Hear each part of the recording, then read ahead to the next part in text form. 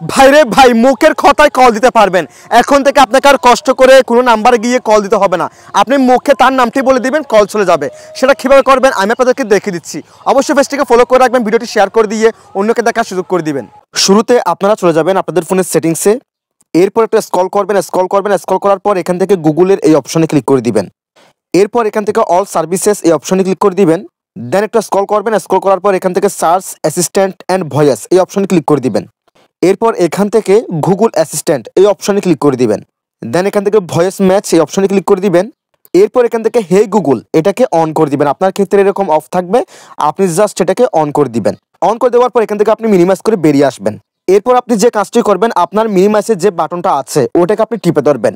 টিপে ধরার পর আপনি যাকে কল দিবেন তার নামটি বলে দিবেন। ফর এক্সাম্পল, আপনি আমাকে কল দিবেন, আপনি বলবেন কলিং আরিফ। তাহলে আমার নামে যে ব্যক্তির নাম্বার আপনি সেভ করে রেখেছেন তার কাছে কলটি চলে যাবে। কলিং আমান আঙ্কেল, এবং দেখেন ভাই কলটি চলে গেছে। আমি যার নাম বলেছি তার কাছে কিন্তু কলটি চলে গেছে। এইভাবে আপনি মুখের কথায় কল দিতে পারেন। That's it.